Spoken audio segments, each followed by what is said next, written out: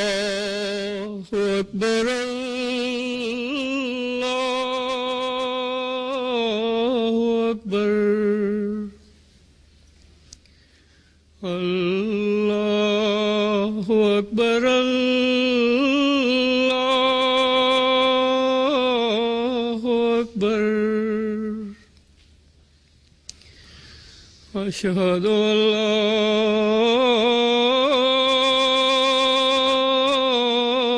إله إلا الله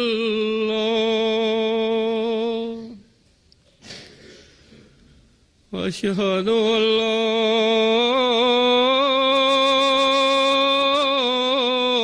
إله إلا الله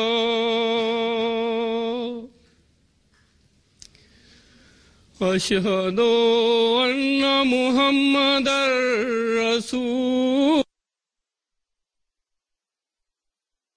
الله أشهد أن محمدا رسول الله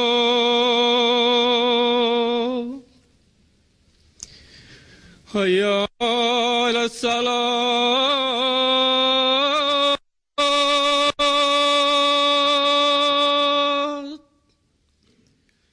حي على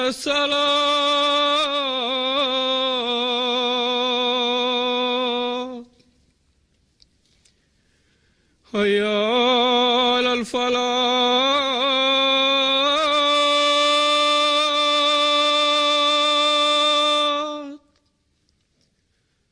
حي على الفلاح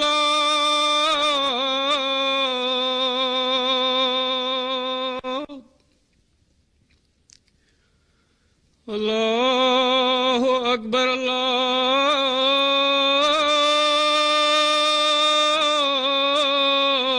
الله أكبر لا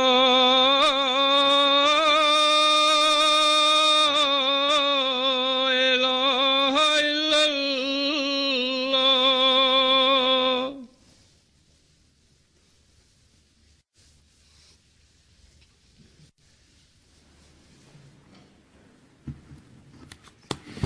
अस्सलामु अलैकुम रहमतुल्लाह।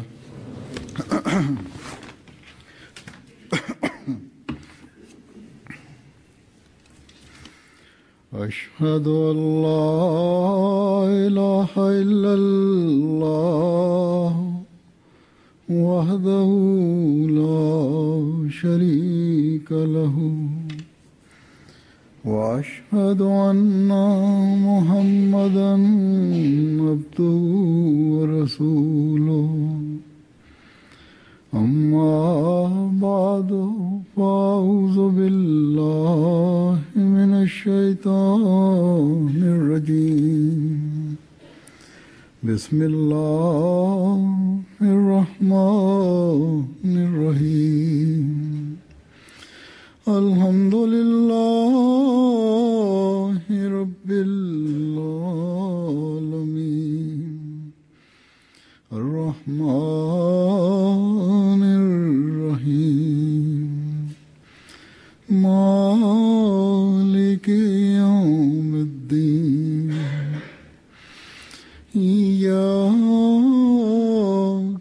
نعبد وإياك نستعين اهدنا الصراط المستقيم صراط الذين أنعمت عليهم غير المغضوب عليهم ولا الضالين.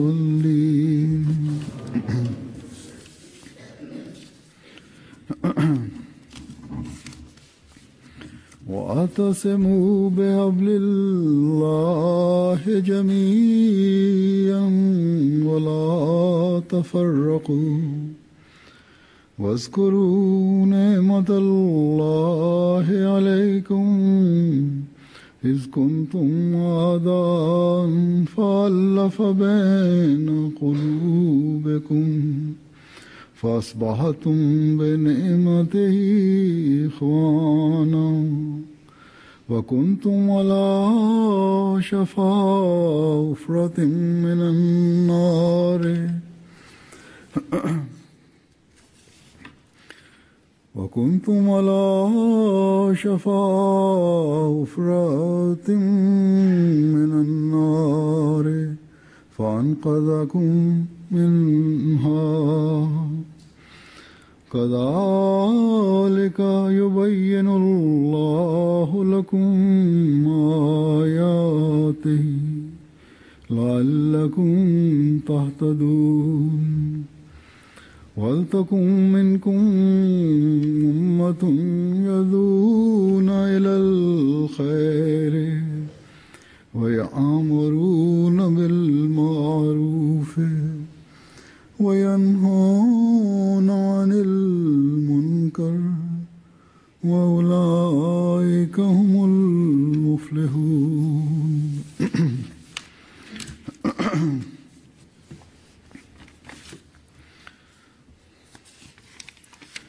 ادعو إلى سبيل ربك بالحكمة والموعظة الحسنة ادع إلى سبيل ربك بالحكمة والموعظة الحسنة وجادلهم بالتي هي أحسن إن ربك هو أعلم بمن ضل عن سبيله وهو أعلم بالمهتدين. ही आयतूं सूरह आले इमरान ऐं सूरह अन-नहल जूं आहिनि.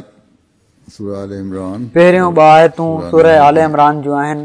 उन्हनि जो मतिलबु आहे त ऐं अल्लाह जी रसी खे सभई मज़बूती सां पकड़े वठो ऐं तफ़रुक़ो न कयो ऐं पंहिंजे मथां अल्लाह जी नेमत खे यादि कयो जो जॾहिं तव्हां हिक ॿिए जा दुश्मन हो त उन तव्हां जिन दिलनि खे पाण में ॿधी छॾियो ऐं पोइ उन जी नेमत सां तव्हां भाइर बणिजी वियो ऐं तव्हां बाहि जी खाई जे किनारे बीठा हुओ त उन तव्हांखे उन खां बचाए वरितो. अहिड़ी तरह अल्लाह ताला तव्हां जे लाइ पंहिंजूं आयतूं खोले खोले बयानु करे थो त जीअं शायदि तव्हां हिदायत हासिल करे वञो ऐं घुर्जे त तव्हां मां हिकिड़ी जमात हुजे उहे भलाई ॾांहुं सॾींदा रहनि ऐं सुठियुनि ॻाल्हियुनि जी तालीम ॾियनि ऐं ख़राब ॻाल्हियुनि खां रोकनि ऐं इहे ई आहिनि उहे जेके कामयाब थियण वारा आहिनि.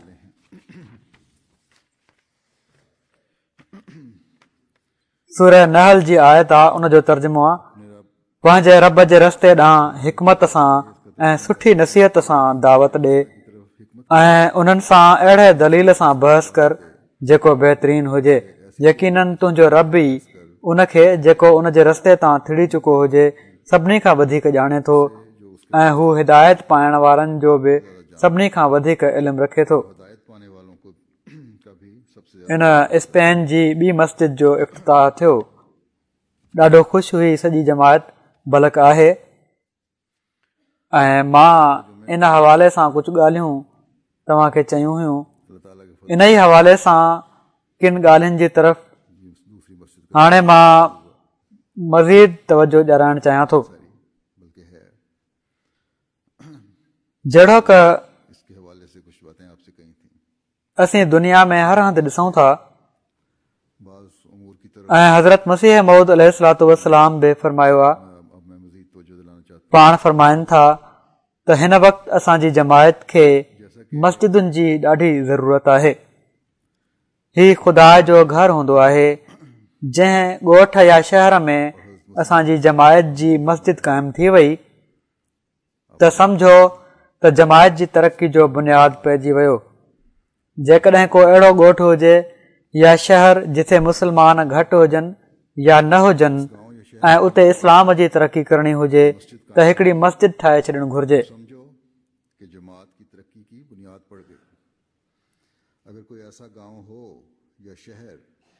पोइ ख़ुदा पाण मुस्लमाननि खे छिके आणींदो.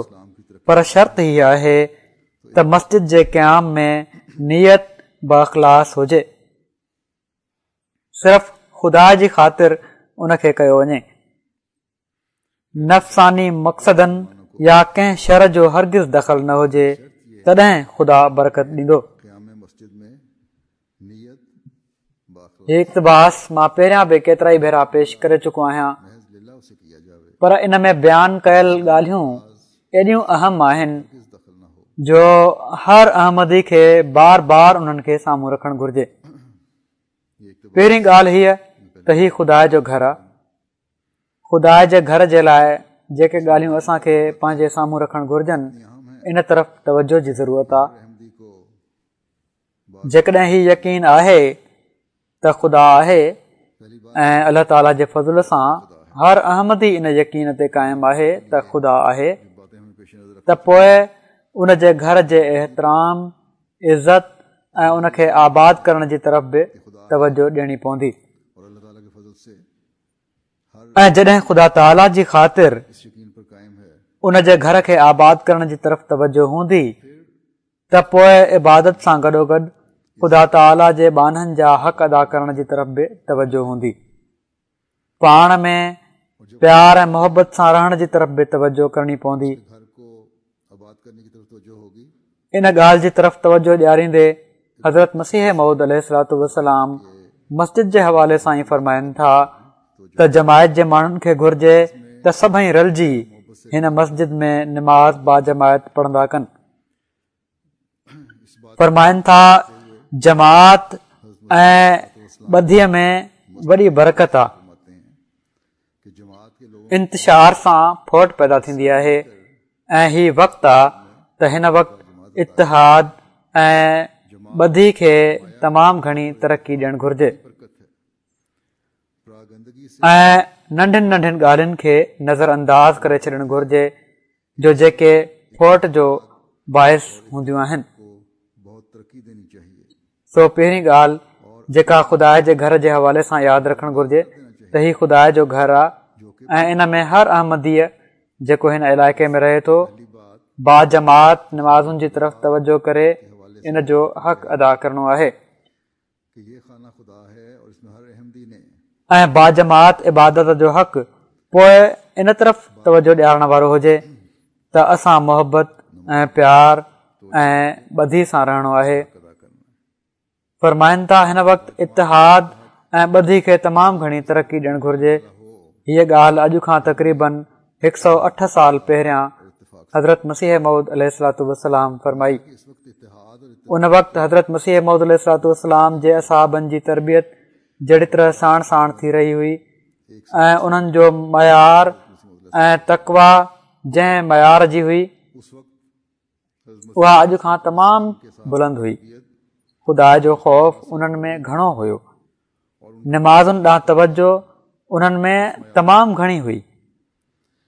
वो आज बल्कि हज़रत मसीह मऊद अलैहिस्सलातु वस्सलाम खे मञण वारा उहे माण्हू हुआ जंहिंजो ख़ुदा ताला सां हिकिड़ो ख़ासि तालुक़ हो। तवज्जो उनमें बहुत पर नबीअ जो कमु आहे त तक़वा जी समूरिन बारीकियुनि खे वाले पंहिंजे मञण वारनि जे साम्हूं रखी जिनका खुदा ताला से खास उन्हनि जी आला मयार ॾांहुं रहनुमाई करे। नबी का काम है कि तकवा की तंहिं करे पाण हर इम्कान खे खोले पंहिंजे मञण वारनि जे साम्हूं रखी नसीहत फरमाई आला मयार त इन तरफ़ तमामु घणी ज़रूरत आहे तवजो जी। पाण अलैहिस्सलाम खे फ़िक्र हुयो त हीउ शुरूआती दौरु आहे। जेकॾहिं हिन में तक़वा जो मयार बुलंद न थियो त आईंदा अचण वारनि जे साम्हूं अहिड़ा नमूना न हूंदा जंहिंसां हू तक़वा जा आला मयार हासिल करण जी कोशिशि कनि। अगर इसमें मयार तकवा बुलंद ना हुआ मूं जेको हज़रत मसीह मऊद अलैहिस्सलातु वस्सलाम जे असहाबनि जे वाक़िअनि जो सिलसिलो शुरू कयो हुयो करने की कोशिश करें। जंहिंमें तमामु घणी तशनगी रहिजी वई आहे, छो त सभिनी असहाबनि जा वाक़िआ बि असांजे साम्हूं न आया ऐं जेके आया उहे बि तमामु घटि ऐं मुख़्तसिर हुआ। बहुत ज्यादा तशनगी रह गई है पर उहे ई जेके साम्हूं आया अहिड़े मयार जा आहिनि और जो आए जेके असहाबनि जे लाइ दुआउनि जी तरफ़ मुतवजे कनि था लेकिन ऐं जेके उन्हनि असहाबनि जे नसुल मां आहिनि। में आए हिते स्पेन में बि रहण वारा बि के शायदि हुजनि, उन्हनि खे ख़ासि तौर ते पंहिंजे बुज़ुर्गनि जे लाइ दुआउनि ऐं उन्हनि जे नमूननि ते हलण जी तरफ़ मुतवजे थियणु घुर्जे। शायद हो उनको खास तौर पर ऐं हिते त असां हिन मुल्क में त अञा तमामु घणो कमु करणो आहे। मुतवजे होना चाहिए।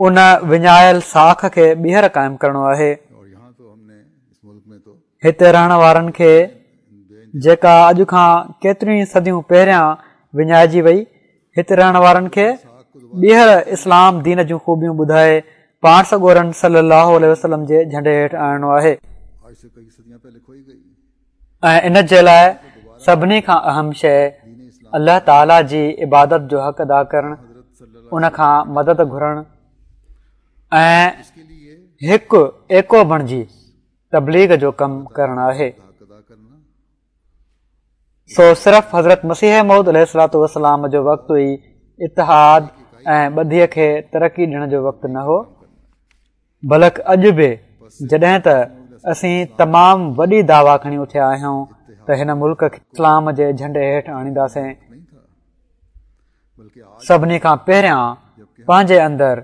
ॿधी ऐं इतिहाद खे तरक़ी ॾियणु ऐं उन जा आला मयार क़ाइमु करण जी ज़रूरत आहे। सबसे पहले जेकॾहिं अपने सभिनी उहिदेदारनि ऐं जमायत जे हर माण्हू हिकु थियण में पंहिंजो किरदारु अदा न कयो त मस्जिद ऐं ख़ुदा जे घर जो हक़ अदा करण वारा नथा बणिजी सघनि।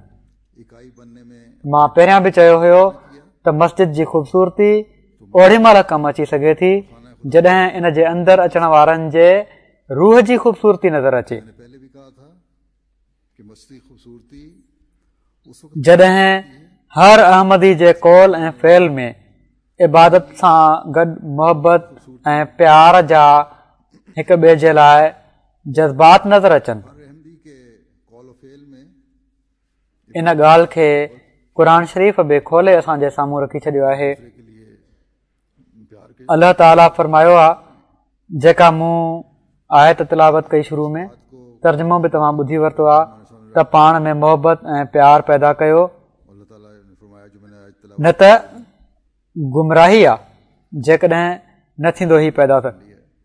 ही अल्लाह ताला जो इनाम ऐं अहसान आहे त तव्हांखे उन हिकु करे छॾियो आहे।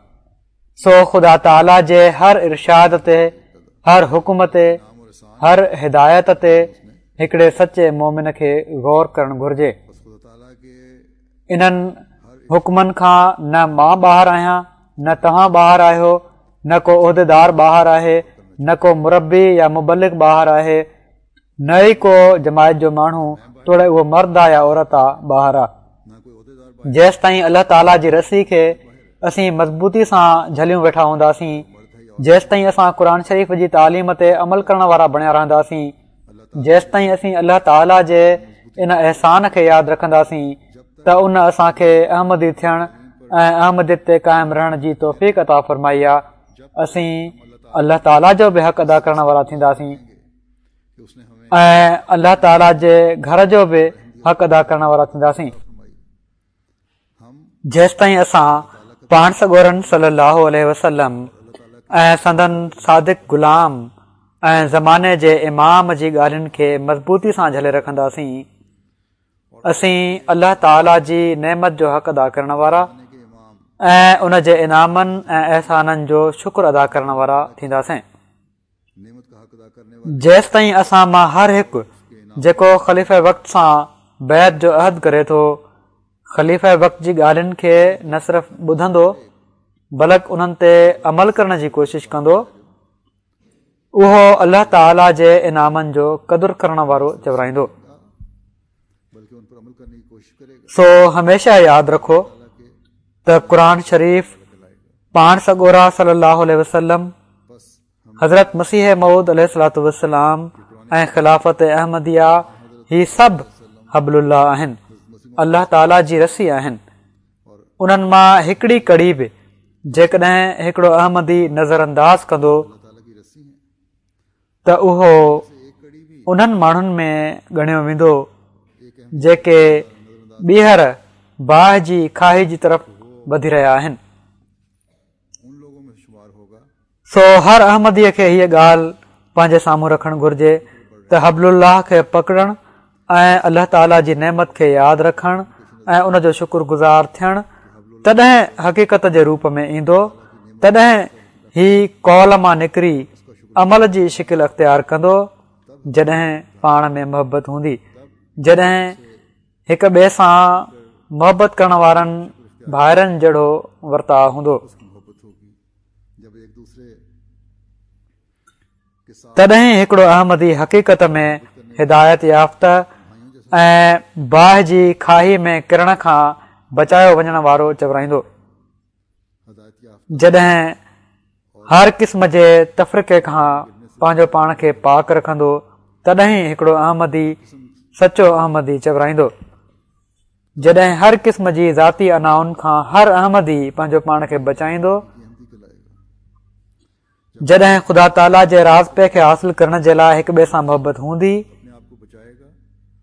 तॾहिं हिकिड़ो सही अहमदी बणिजे थो।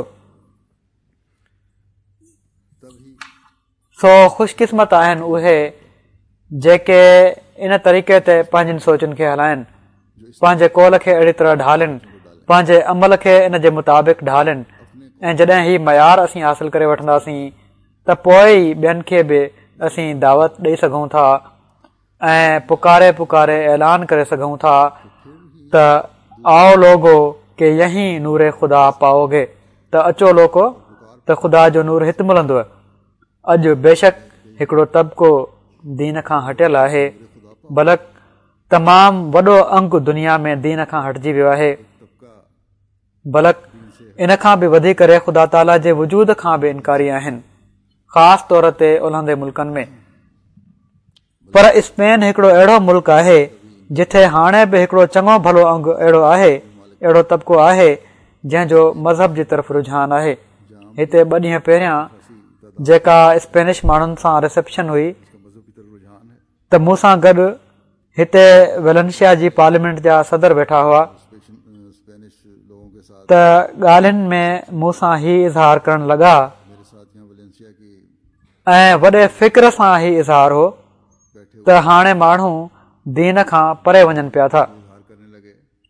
असांखे उन्हनि माण्हुनि खे दीन ॾांहुं आणण जी कोशिश करणु घुर्जे। इन लेवल जा माण्हू उमूमन दीन खां हटियल हूंदा आहिनि ऐं दुनियादारी ॾांहुं ॾाढो हूंदो अथनि। हींअर ताईं जिन माण्हुनि सां बि उलहंदे मुल्कनि में मुंहिंजो वास्तो पियो आहे, पर हिते हिन सतह ते बि मूं ॾिठो आहे त दीन जी तरफ़ रुझान आहे, मज़हबी माण्हू आहिनि। त ही फ़िक्र अहिड़नि माण्हुनि खे बि आहे त दीन जेको हक़ीक़ी दीन आहे उहो त हाणे ख़ुदा ताला वाज़ह तौर ते फ़रमाए छॾियो आहे त इस्लाम आहे। इन लाइ को ॿियो दीन न ई बहाने खे ख़ुदा जे वेझो आणे सघे थो ऐं न ई उन में एतिरी सघ आहे। हाणे सिर्फ़ इस्लाम दीन ई आहे जेको बहाने खे ख़ुदा जे वेझो करण जी ताक़त रखे थो, पर इस्लाम खे फैलाइण जी बि जिन माण्हुनि जी ज़िम्मेवारी आहे ऐं जिन खे अल्लाह ताला एहसान कंदे हबलुल्लाह जो मुंड पकड़ाए छॾियो आहे उहे अहमदी आहिनि। सो जेकॾहिं असांजे कौल ऐं फेल में तज़ाद हूंदो, जेकॾहिं असां नंढियुनि नंढियुनि ॻाल्हियुनि ते रहंदासीं, अहिड़ा इख़्तिलाफ़ जेके असांजे एके खे नुक़सान पहुचाइण वारा हुजनि, जेके असांजे ज़िमे कमनि खे बजा आणण ऐं उन्हनि जा आला नतीजा कढण में रोक बणिजण वारा थियनि, त यकीनन असीं ख़ुदा ताला जे अॻियां जवाबदेह हूंदासीं। जहिड़ो की मूं गुज़िरियल ख़ुतबे में बि ॿुधायो हुयो त हज़ारे स्पेनिश जन खे सदियूं पहिरियां जंहिंजो बुनियाद इस्लाम हुयो, इन्हनि मां हज़ारे अहिड़ा माण्हू आहिनि जेके इस्लाम में ॿीहर दाख़िल थिया आहिनि ऐं थी रहिया आहिनि, पर सही इस्लाम जो अञा उन्हनि खे पतो नाहे। त सही इस्लाम जे बारे में असां उन्हनि खे ॾिसणो आहे। यूरोप ऐं ॿियनि उलहंदे मुल्कनि में केतिरा ई अहिड़ा अहमदी आहिनि, उतां जा मुक़ामी जेके रूहानियत जी ॻोल्हा में मुस्लमान थिया, पर मुस्लमान लीडरनि या उलमा उन्हनि जी उन रूहानी मक़ाम जी तरफ़ रहनुमाई न कई जंहिंजी उन्हनि खे तलाश हुई, त पोइ मज़ीद जुस्तजू उन्हनि में पैदा थी ऐं पोइ उहा उन्हनि खे अहमदियत जे वेझो वठी आई। त हीअ ॻाल्हि हर अहमदी जे लाइ तवजो जो बाहिस आहे त नवनि अचण वारनि खे अहमदियत जी आगोश में रूहानी सुकून मिले थो ऐं इन जे लाइ असांखे जेके पुराणा अहमदी आहिनि उन्हनि खे बि पंहिंजे मथां नज़र रखणी पवंदी। जेकॾहिं पुराणनि अहमदियुनि ऐं ख़ासि तौर ते पाकिस्तानी अहमदी जेके ॿाहिरि आबाद आहिनि उन्हनि पंहिंजी ज़िम्मेवारी खे अदा न कयो त हिननि सच जी ॻोल्हा कंदड़नि खे हू दीन खां परे करण वारा थींदा। उहो किरदारु अदा करे रहिया हूंदा त उन्हनि खे दीन खां परे कनि। सो हर अहमदीअ खे पंहिंजी ज़िम्मेवारी खे सम्झणु घुर्जे। रिसेप्शन जी मूं ॻाल्हि कई आहे, इन में मां इस्लामी तालीमात जे हवाले सां मुख़्तसिरनि मुख़्तलिफ़ पहलू बयानु कया हुआ त हिकिड़ी औरत जेका मूंखे स्पेनिश लॻी, बाद में खाधे खां पोइ मिलण आई, स्काफ वग़ैरह ॿधल हुअसि, त उन ॿुधायो त मां मुस्लमान आहियां। त मां उनखे चयो त शिकिल मां त तव्हां स्पेनिश लॻो थियूं ऐं हीअ बि ॿुधायईं त मां फ़लाणी मुस्लमान तनज़ीम जी उहिदेदार आहियां ऐं मूंखे चवणु लॻी त इस्लाम जी ख़ूबसूरत तालीम तमामु भले रंग में तूं बयानु कई आहे ऐं मूंखे ॾाढी ख़ुशी थी आहे इन जी। त जॾहिं मां उनखे हीउ चयो त तव्हां स्पेनिश लॻो थियूं त मौलवी करम इलाही साहिब ज़फ़र जेके आहिनि पुराणा मुबलिक हुआ, उन्हनि जा हिकिड़ा पुट जेके मूंसां गॾु बीठा हुआ, उन्हनि चयो त हीअ स्पेनिश ई आहे ऐं हाणे हिन इस्लाम क़बूल कयो आहे। उन लफ़्ज़ इस्तेमालु कयो हुयो कन्वर्ट थी आहे।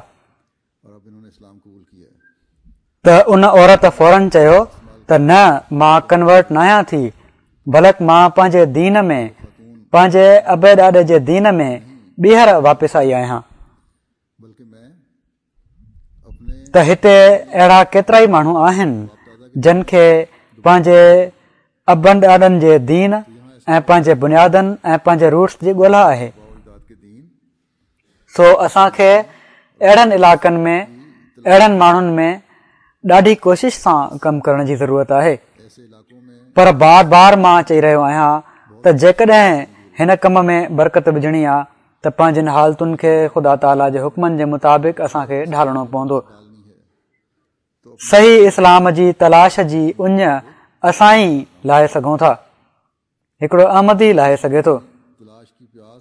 हज़रत मसीह मऊद अलैहिस्सलातु वस्सलाम जेको ही फरमायो आहे त सम्झो त इस्लाम जी तरक़ी जो बुनियाद मस्जिद ठाहिण सां पइजी वियो, त साण ई ही शर्त बि लॻाए छॾियो अथनि त मस्जिद जे क़याम में नियत बख़लास हुजे तॾहिं फ़ाइदो थींदो।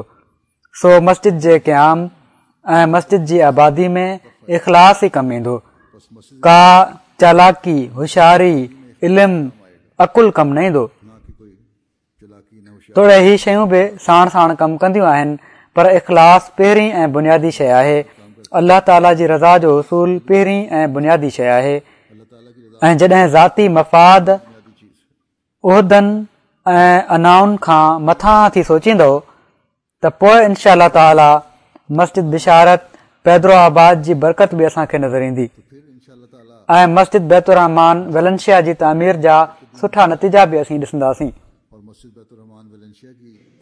हिन मस्जिद जे इफ़्तिताह में जहिड़ो कमु मूं ॿुधायो, पोइ रिसेप्शन थी ऐं एॾे वॾे पैमाने ते हीअ पहिरीं रिसेप्शन जमायत अहमदिया स्पेन ऑर्गेनाइज़ कई हुई, जंहिंमें पाड़ेसरियुनि खां अलावा पढ़ियल लिखियल माण्हू ऐं सरकारी ऑफिसर ऐं सियासतदान बि आया ऐं हर तबिके जा माण्हू हुआ ऐं तमामु भलो असर वठी विया आहिनि। अक्सर ही चयो त इस्लाम जी ख़ूबसूरत तालीम अॼु असां पहिरियों भेरो ॿुधी आहे। किन चयो असां ॾाढा जज़्बाती थी रहिया हुआसीं, बल्कि के ख़ुदा ताला जो इनकार करण वारा आहिनि जिन खे एथियस्ट चइबो आहे। उन्हनि बि चयो त असांखे घणो कुझु मज़हब जे बारे में पतो पियो आहे। बल्कि डॉक्टर मंसूर साहब चई रहिया हुआ त मुंहिंजा वाक़िफ़ आहिनि डॉक्टर, उहे काफ़ी जज़्बाती हुआ। सो अॼु ख़ुदा ताला जी हस्तीअ ते यकीन ऐं मज़हब जी ख़ूबसूरती जेकॾहिं को ॿुधाए सघे थो त जमायत अहमदिया, उहे माण्हू जेके हज़रत मसीह मऊद अलैहिस्सलाम खे मञण वारा आहिनि, उहे माण्हू जेके हज़रत मसीह मऊद अलैहिस्सलाम जी जमायत में शामिल आहिनि, जन जे लाइ अल्लाह ताला हबलुल्लाह खे पकड़ण जा सामान कया आहिनि।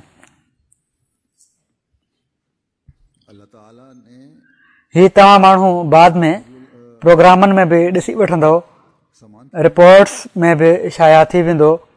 MTA बि इंटरव्यू रिकॉर्ड कया आहिनि। रिसेप्शन में अचण वारनि केतिरनि ई माण्हुनि जा जन पंहिंजा तासुरात बयानु कया आहिनि, मस्जिद जे बारे में बि, इस्लाम जे बारे में बि। जन में जहिड़ो की मूं चयो त वेलेंशिया जी असेंबली जा स्पीकर बि हुआ, ही किथे वियल हुआ ऐं मैड्रिड शायदि वियल हुआ। हिते रहण वारा ॼाणनि था त केॾो मुफ़ासिलो आहे। ट्रेन ते बि 2 कलाक लॻी वेंदा आहिनि तक़रीबन। त उन्हनि खे अचण में देरि थी वई त उन्हनि जे स्टाफ ही चई छॾियो त हू नथा अची सघनि, पर हू हिते पहुता 1 कलाक पहिरियां प्रोग्राम खां स्टेशन ते, ऐं सिधो पंहिंजे ड्राइवर खे चयऊं त मस्जिद हल। पंहिंजे कंहिं सरकारी कम सां वियल हुआ। मूंखे उन्हनि ॿुधायो त अॼु मंझंदि मां वज़ीर ख़ारजा सां का मीटिंग हुई, उते गुज़ारे आयो आहियां। पर पोइ बि उन्हनि इन खे अहमियत ॾिनी मस्जिद जे प्रोग्राम खे, ऐं सिधो हिते आया। ऐं पहिरियां हिननि जो ख़्यालु हुयो त हिते 1 कलाक वेहंदुसि ऐं पोइ हलियो वेंदुसि, ऐं पोइ वेठा वॾी दिलचस्पी सां ॻाल्हियूं ॿुधाऊं, ॻाल्हियूं कयऊं ऐं चवण लॻा त तमामु ख़ूबसूरत तालीम आहे इस्लाम जी जेका तूं बयानु कई आहे। त अहिड़ी तरह केतिरा ई ॿिया माण्हू बि हुआ जेके हिते आयल हुआ। सियासतदान हुआ, वकील हुआ, डॉक्टर हुआ, मेंबर ऑफ पार्लियामेंट हुआ। सभिनी तमामु सुठो तासुर वरितो। जहिड़ो की मूं चयो त ही पहिरियों फंक्शन हुयो जेको स्पेन जी जमायत इन पैमाने ते ऑर्गेनाइज़ कयो, ऐं 108 जे वेझो ही माण्हू हुआ जेके स्पेनिश हिते आयल हुआ। पाड़ेसरी जेके पहिरियां मुखालिफ़ हुआ हिते मस्जिद ठाहिण जा, उहे बि आयल हुआ। उन्हनि मां केतिरा, जेकॾहिं के शक शुबा हुआ बि उन्हनि में किन में, जन जो उन्हनि इज़हार कयो उन वक़्तु बि, त मुंहिंजी तकरीर खां बाद उहे ख़तम थी विया। मां पाड़ेसरनि जे हक़नि ऐं इस्लाम में इन जी अहमियत खां ई ॻाल्हि शुरू कई हुई। त बहरहाल दुनिया जी हाणे इन तरफ़ नज़र आहे, ऐं हिन मस्जिद जे ठहण खां बाद, हाणे हीअ ठही वई आहे, इफ़्तिताह खां बाद, अख़बारनि में अचण खां बाद मज़ीद नज़र हूंदी। असां पंहिंजो किरदारु अदा करणो आहे, सो हिन ज़िम्मेवारी खे सम्झण जी ज़रूरत आहे। हिननि तिलावत कयल आयतुनि मां आल इमरान जी जेका ॿी आयत आहे, इन में अल्लाह ताला जंहिंमें पहिरीं आयत में त ॿधी ऐं इतिहाद जी तरफ़ ज़ोर ॾिनो वियो आहे त जीअं हिदायत ते क़ाइमु रहो ऐं गुमराही खां बचो ऐं अल्लाह ताला जे इनामनि मां हिसो वठंदा वञो, त ॿी आयत में फरमाए थो त तव्हां मां हिकिड़ी जमात अहिड़ी हुजे जेका यदून इलल ख़ैर करण वारी हुजे, जेका भलाई जी तरफ़ सॾण वारी हुजे। सो जंहिं जमायत जो, जेका जमायत भलाई जी तरफ़ सॾे ऐं नेकिन जी तलक़ीन करे ऐं बुराइनि खां रोके, ज़िक्र आहे, हीअ हिकिड़ी जमात अहिड़ी हुजे। हीअ जमायत सभिनी खां पहिरियां मुबल्लिगीन ऐं मुरबिन जी जमात आहे। उहे पहिरियां मुखातिब आहिनि, छो त तव्हां मुरबिन खे ख़लीफ़े वक़्तु तरबियत जे लाइ ऐं तबलीग जे लाइ पंहिंजो नुमाइंदो बनाए हिते बि ऐं दुनिया में बि मोकिलियो आहे। तव्हां उहे वाइज़ आहियो जेके नसीहत कयो था, जेके हीअ ॻाल्हि दुनिया खे ॿुधाए रहिया आहियो त जेकॾहिं छुटकारो चाहियो था त हब्लुल्लाह खे पकड़े वठो। जेकॾहिं दुनिया ऐं आख़िरत सुधारणु चाहियो था त मोहबत प्यार ऐं भाईचारे खे वाधारो ॾियो। जेकॾहिं ख़ुदि मुरबी ऐं मुबलिग आला मयार क़ाइमु न कंदा त दुनिया खे कीअं नसीहत कंदा। मुरबियुनि जो कमु जमायत जी तरबियत बि आहे ऐं तबलीग बि। सो ॿिन्ही कमनि जे लाइ बुलंद हौसले वारो हुअणु ऐं बुलंद हौसलो ॾेखारणु तमामु ज़रूरी आहे। सब्र जा आला मयार क़ाइमु करणु तमामु ज़रूरी आहिनि।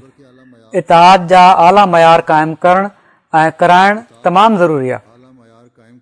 पंहिंजे कौल ऐं फ़इल में मुताबिक़त रखणु तमामु ज़रूरी आहे। जहिड़ो की मूं चयो, मुरबी जमायत जी दीनी ऐं रूहानी तरक़ी जे लाइ ख़लीफ़े वक़्त जा नुमाइंदा आहिनि। सो इन नुमाइंदगी जो हक़ अदा करण जी कोशिशि कयो।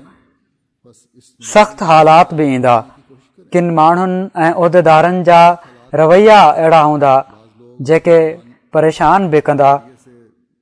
किन मौक़नि ते सब्र जो पैमानो बि भरिजी वेंदो। आख़िर इंसान इंसान आहे, पर फौरन दुआ ऐं इस्तिग़फ़ार ऐं इन सोच खे साम्हूं आणियो त असां ख़ुदा ताला जी ख़ातिर पंहिंजूं ज़िंदगियूं वक़्फ़ कयूं आहिनि। असां ही अहद कयो आहे त जमायत जी तरबियत जा आला मयार बि क़ाइमु करणा आहिनि ऐं दुनिया खे थिड़ियल दुनिया खे पाण सॻोरन सल्लल्लाहु अलैहि वसल्लम जे झंडे हेठि बि आणणो आहे।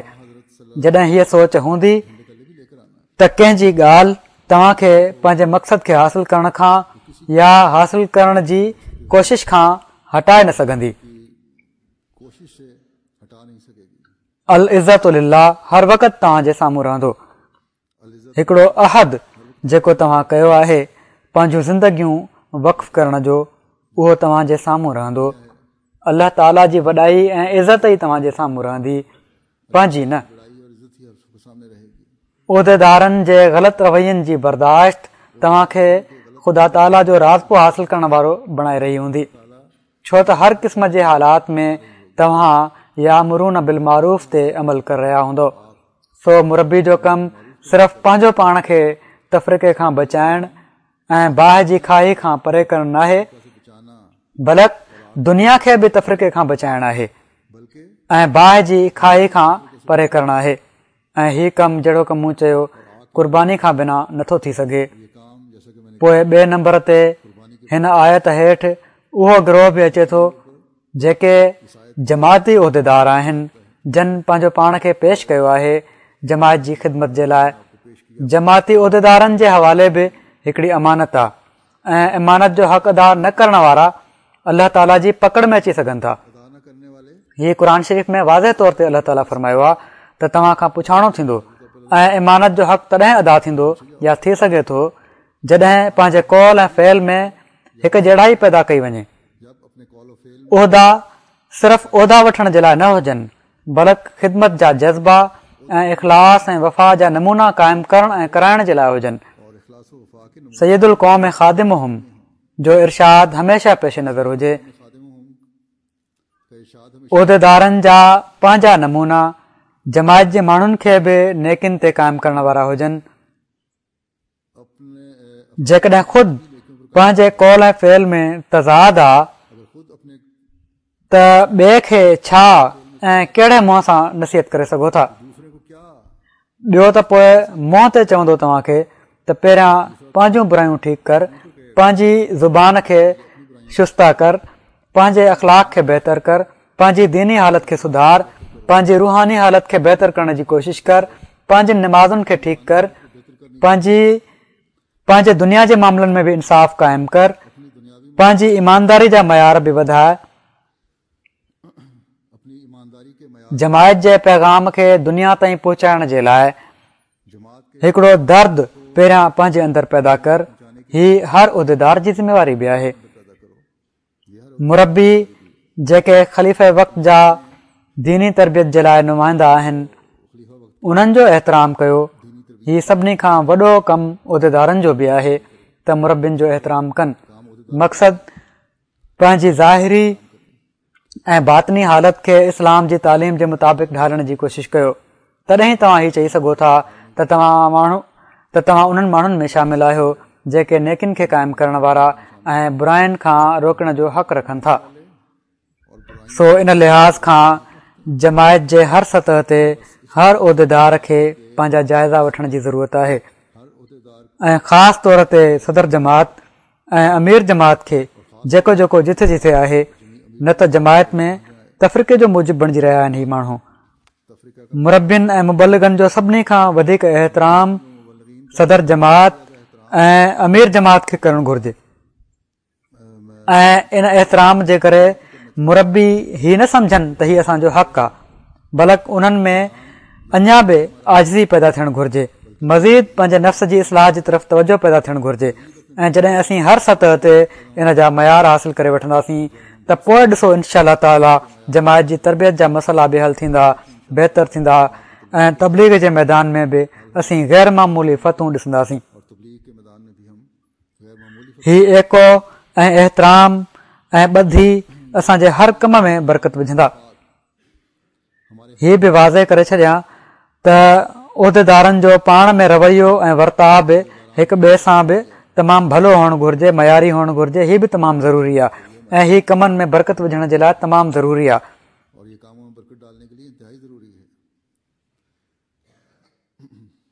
जेकॾहिं फोट पयल हुजे, हिक ॿिए सां इख़्तिलाफ़ वधंदा वञनि, इज़तुनि ऐं अनाउनि जो सुवाल पैदा थींदो वञे, सब्र ऐं हौसलो घटि थींदो वञे, त पोइ नतीजा तमामु नाकारी क़िस्म जा निकिरंदा आहिनि। हज़रत ख़लीफ़तुल मसीह अव्वल रज़ी ताला अन्हो हिकिड़ी आयत जे तफ़सीर में हिकिड़ो वाक़ियो बयानु कयो त हिकिड़ो रहिस हुयो, उन वटि कंहिं शख़्स शिकायत कई त तव्हांजो फलाणो माइट आहे या अमीरज़ादो जेको आहे उन मूंखे ॾाढियूं गारियूं ॾिनियूं आहिनि। उन रहिस उन खे घुरायो, ॿिए शख़्स खे, उन अमीरज़ादे खे, ऐं उन खे ॾाढियूं गारियूं ॾिनई ऐं हू चुप करे ॿुधंदो रहियो। उन खां पोइ रहिस उन खे चयो त तूं हिन खे छो गारियूं ॾिनियूं आहिनि हिन शख़्स खे? त उहो अमीरज़ादो चवणु लॻो त हीउ शख़्स पहिरियां मूंखे घटि वधि ॻाल्हाए पियो ऐं मूंखां सबुरु न थी सघियो, तंहिं करे मूं हिन खे गारियूं ॾिनियूं। त उन रहिस उन खे चयो त मां तोखे गारियूं ॾिनियूं ऐं तूं चुप करे ॿुधंदो रहीं। इन जो मतिलबु हीउ न आहे, इन जो मतिलबु आहे त हीअ ॻाल्हि न आहे त तोमें सबुरु न हुयो, तोमें सबुरु हुयो त तूं मुंहिंजूं ॻाल्हियूं ॿुधंदे रहीं। सिर्फ़ु इन लाइ तूं हिन खे गारियूं ॾिनियूं आहिनि ऐं घटि वधि ज़रूरत खां वधीक चई छॾियो अथसी जो हू तोखां घटि हुयो या तूं उन खे घटि सम्झी पियो।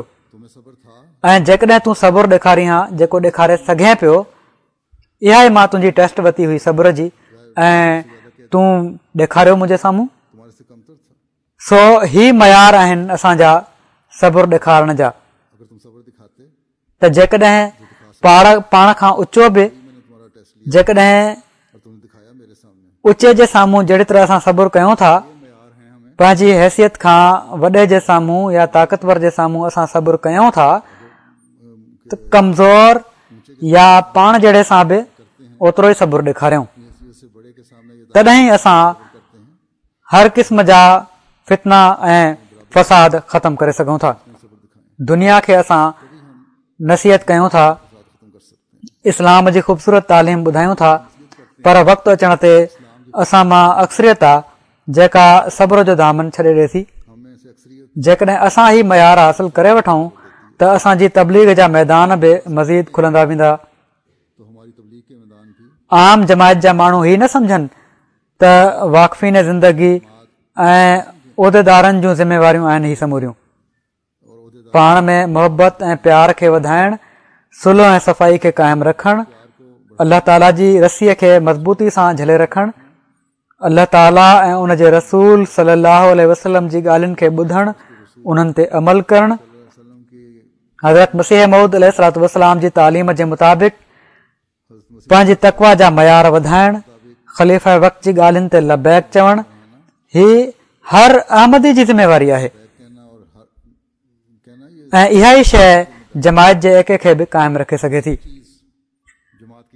उहिदेदारनि जी इज़त ऐं एतिराम करणु ऐं जमायती मामलनि में उन्हनि जी इताअत करणु ही हर जमायत जे माण्हू ते फ़र्ज़ु आहे। पाण में तालुकात में घरनि में बि ऐं ॿाहिरि बि पंहिंजे आला अख़लाक जा नमूना क़ाइमु करणु हर अहमदी जी ज़िमेवारी आहे। तॾहिं बाहि जी खाई में किरण खां बचाया वेंदो।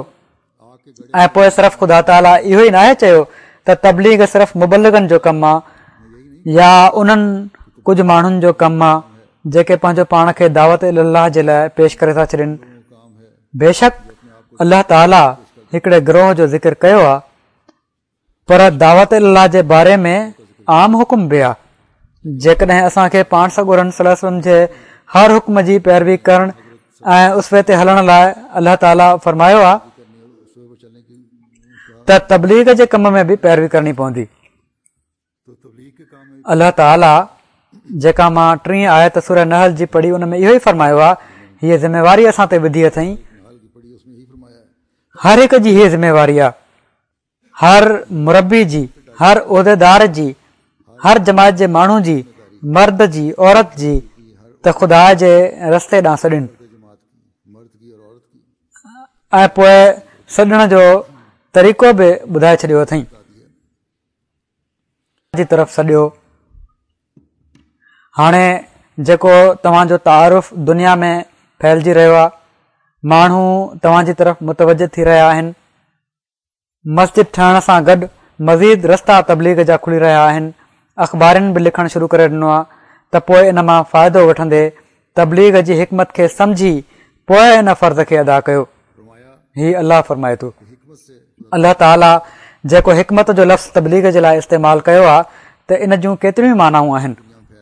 मुख़्तलिफ़ हालतुनि ऐं मुख़्तलिफ़ माण्हुनि जे लाइ रस्तनि जी तरफ़ निशानदेही कई वई आहे, कहिड़ी तरह कहिड़नि माण्हुनि सां तव्हां वास्तो रखिणो आहे।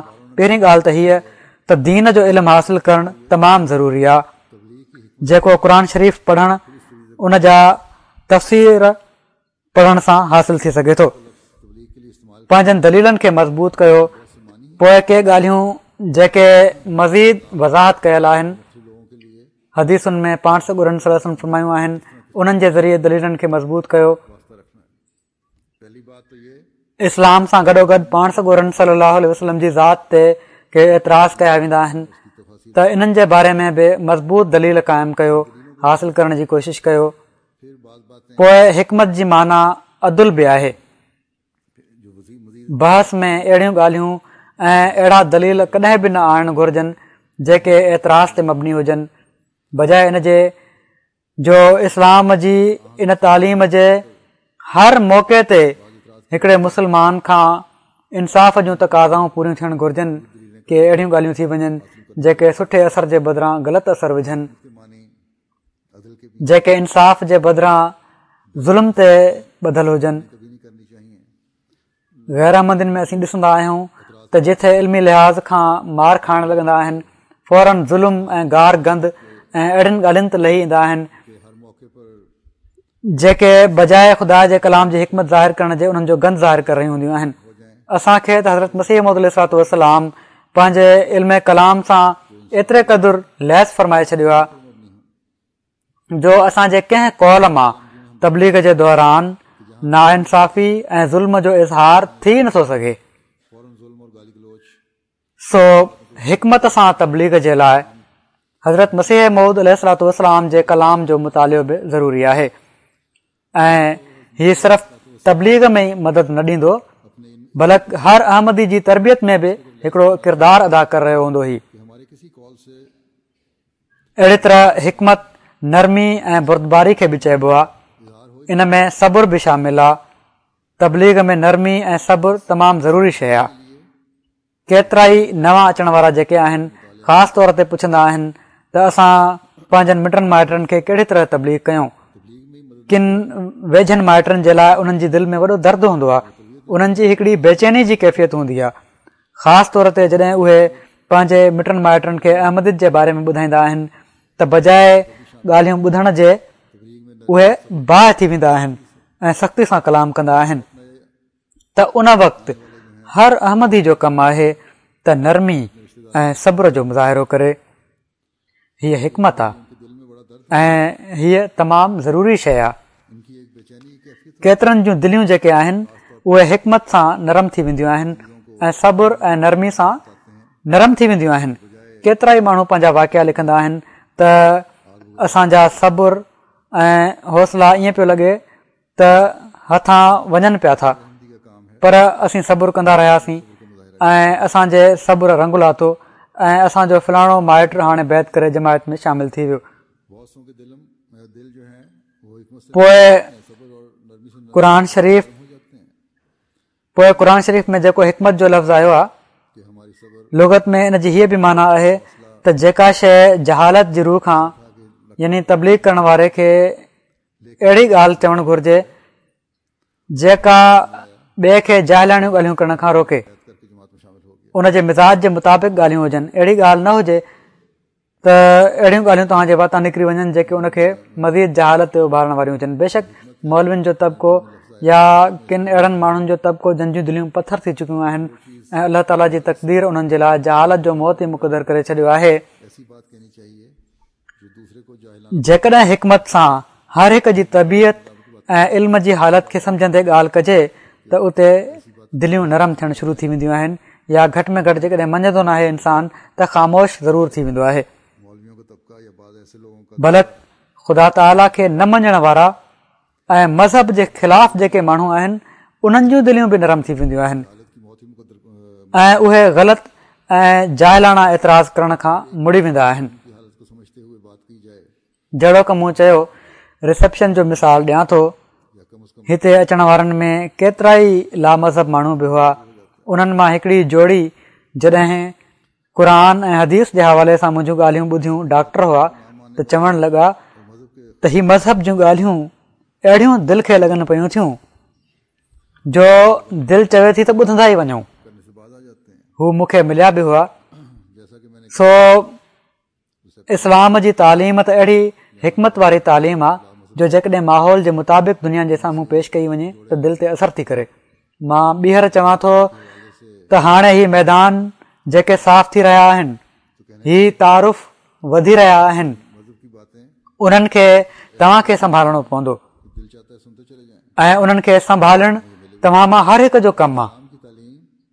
पोइ हिकमत हीअ बि तक़ाज़ा करे थी त कॾहिं का ग़लति ॻाल्हि न थिए, बल्कि सची ऐं साफ़ ॻाल्हि थिए। ऐं इस्लाम त अहिड़ी ख़ूबसूरत ऐं सची तालीम ॾिनी आहे। इस्लाम अहिड़ो ख़ूबसूरत सचो मज़हब आहे जो इन जे लाइ का ज़रूरत ई न आहे त का वरवकड़ ॾेई ॻाल्हि कजे। असीं उन्हनि उलमा वांगुरु न आहियूं जेके चवंदा आहिनि त हिकमत जूं तक़ाज़ाऊं पूरियूं करण जे लाइ जेकॾहिं कूड़ बि ॻाल्हाइणो हुजे त ॻाल्हाए छॾियो। ही उन्हनि जे तफ़सीरनि जे किताबनि में लिखियलु आहे। उहा हिकमत छा जी आहे जंहिंमें कूड़ आहे? जिथे कूड़ आयो उते इंसाफ़, अदुल ऐं अमुन ख़तमु थी वियो, ऐं जिथे ही शयूं ख़तमु थियूं उते फितनो ऐं फ़साद पैदा थियो। ऐं इहा ई शइ अॼुकल्ह असीं पाकिस्तान में ऐं ॿियनि इस्लामी मुल्कनि में ॾिसी रहिया आहियूं। ऐं जॾहिं फितनो पैदा थिए त पोइ उते इस्लाम नाहे रहंदो। सो इस्लाम जी सही तालीम जेकॾहिं को फैलाए सघे थो, जेकॾहिं को ॿुधाए सघे थो त अहमदी, जंहिंजी हर ॻाल्हि सदाकत, अदुल ऐं इल्म ते मुनसिर आहे।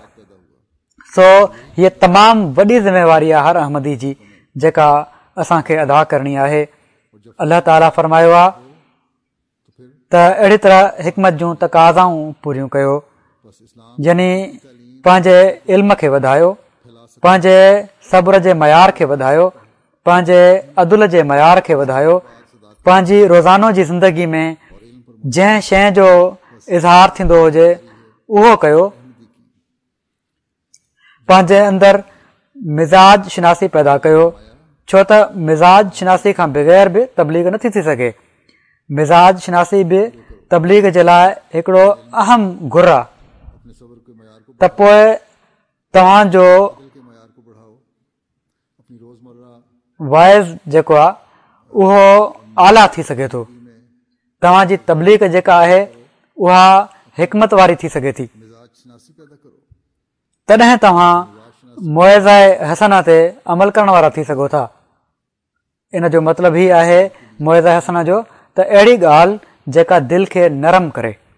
सो हिकमत जी तक़ाज़ाउनि खे पूरो कंदे जेका ॻाल्हि हुजे उहा दिलनि खे नरम कंदी आहे। हिते मुख़्तलिफ़ क़ौमूं आबाद आहिनि, इन्हनि जे लाइ मुख़्तलिफ़ तरीक़ा सोचणा पवंदा त कहिड़ी तरह उन्हनि खे अहसन रंग में तबलीग कजे। इन जी तरफ़ बि अलाह ताला रहनुमाई फरमाए छॾी आहे त जादिल हुम बिल्लती है अहसन, यानी तबलीग अहिड़े अहसन दलील ऐं हिकमत सां हुजे, तव्हांजी नसीहत अहिड़ी दिलि खे लॻण वारी हुजे जो दिलियूं नरम थियणु शुरू थी वञनि। तबलीग करणु हर अहमदी जो कमु आहे, बाक़ी इनखे समर लॻाइणु अलाह ताला जो कमु आहे, हिदायत फरमाइणु अलाह ताला जो कमु आहे। पर इन कम जे लाइ जहिड़ो कमु मूं शुरू में चयो हुयो, पंहिंजनि हालतुनि खे मटण जी सभिनी खां वधीक ज़रूरत आहे, तॾहिं ॻाल्हि असर कंदी आहे, तॾहिं दलील असरायता थींदा आहिनि। हज़रत मसीह मौद अलैहिस्सलातु वस्सलाम हिकिड़े मौक़े ते नसीहत करण जा तरीक़ा ॿुधाईंदे उनजी रहनुमाई कंदे फरमायो, जंहिंखे नसीहत करणी हुजे उनखे ज़ुबान सां कयो। हिकु ई ॻाल्हि हूंदी आहे, उहा हिकिड़े तरीक़े सां करण सां हिकिड़े शख़्स खे दुश्मन बणाए सघे थी ऐं ॿिए तरीक़े सां दोस्त बणाए छॾींदी आहे। सो जादिल हुम बिल्लती है अहसन जे मुआफ़िक़ पंहिंजो अमल दरामद रखो। इन कलाम जे तरीक़े जो नालो ई ख़ुदा ताला हिकमत रखियो आहे। सो ही हिकमत सां ॻाल्हि करणु पाण में बि ज़रूरी आहे ऐं तबलीग जे लाइ बि ज़रूरी आहे, तरबियत जे लाइ बि ज़रूरी आहे ऐं दुनिया खे ख़ुदा ताला जी तरफ़ सॾण जे लाइ बि ज़रूरी आहे। तबलीग जा रस्ता त अलाह ताला पंहिंजे फज़ल सां खोले छॾिया आहिनि। इन मां फ़ाइदो वठणु ऐं हिकु थी हिकु मुहिम जी सूरत में तबलीग जे मैदान में लहणु हाणे जमायत जे माण्हुनि जो कमु आहे। तव्हां ते मुनसिर आहे त केतिरे हद ताईं हिनखे बजा आणियो था। अख़बारनि त मस्जिद जे हवाले सां ख़बरूं लॻाए छॾियूं त इस्लाम झंडा खोड़े छॾिया। ख़लीफ़े चयो त 17वीं सदी में मुस्लमाननि खे हितां कढियो वियो हुयो, हाणे असां वापसि हिते अचिणो आहे। पर सिर्फ़ इन्हनि ख़बरुनि सां त असांजो मक़सदु हासिल न थींदो।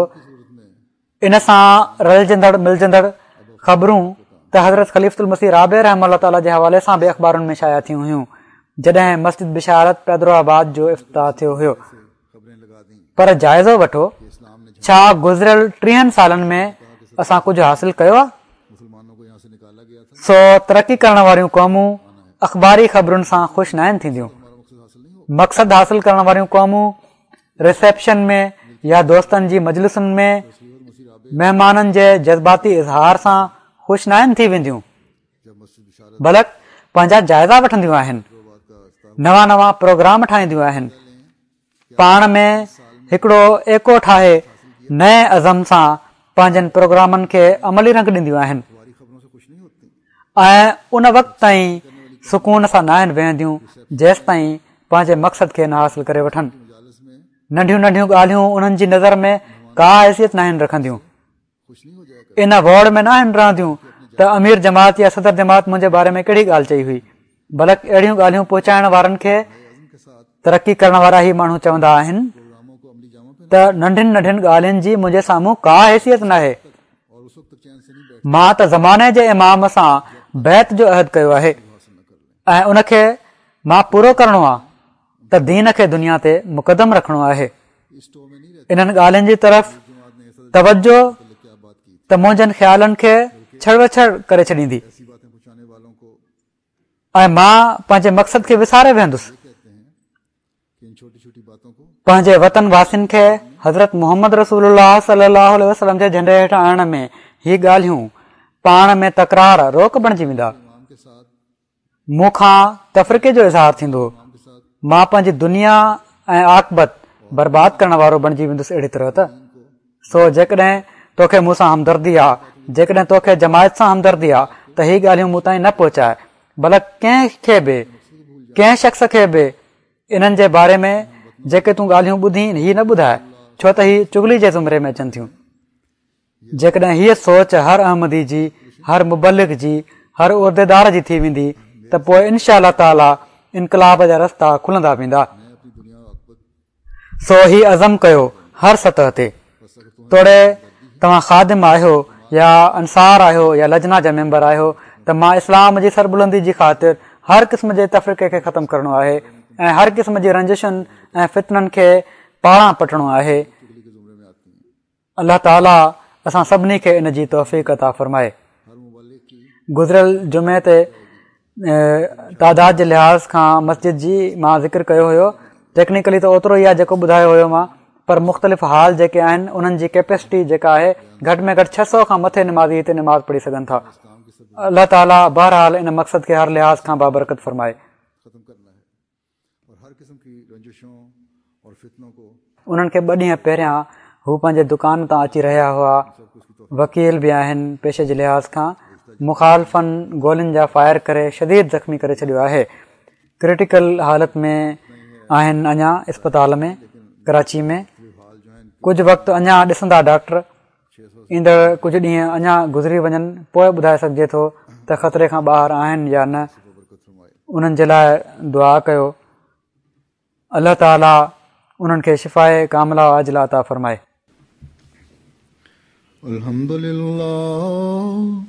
अल्हम्दुलिल्लाह नहमदुहु व नस्तईनुहु व नस्तगफिरुहु व नुमिनु बिही व नतवक्कलु अलैहि व नऊज़ु बिल्लाहि मिन शुरूरि अनफुसिना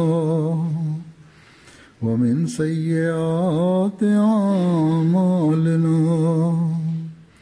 मन यहदिहिल्लाहु फला मुदिल्ल लहु व मन युद्लिल्हु फला हादिय लहु व नशहदु अन ला इलाहा इल्लल्लाह व नशहदु अन्ना मुहम्मदन अब्दुहु व रसूलुहु। एक दुआ की तारीफ भी करना चाहता हूँ। हमारे एक मुखलिस अहमदी दोस्त नवाब शाह के, उनको गुज़श्ता 2 दिन पहले वो अपने दुकान से आ रहे थे, वकील भी हैं पेशे के लिहाज से। मुखालफिन ने गोलियों के फायर करके शदीद ज़ख्मी कर दिया। क्रिटिकल हालत में हैं अभी अस्पताल में कराची में। अभी कुछ तरसा और देखेंगे डॉक्टर, आइंदा चंद दिन और गुजर गए तब बताया जा सकता है कि खतरे से बाहर हैं कि नहीं। उनके लिए दुआ करें, अल्लाह ताला उनको शिफाए कामिला आजिला अता फरमाए। इबादल्लाह रहमकुमुल्लाह इन्नल्लाह यामुरु बिल अदलि वल इहसानि व इताइ ज़िल क़ुर्बा वयन्हा अनिल फ़हशाइ वल मुनकरि वल बग़ि याइज़ुकुम लअल्लकुम तज़क्करून। उज़्कुरुल्लाह यज़्कुरकुम वदूहु यस्तजिब लकुम वलज़िक्रुल्लाहि अकबर।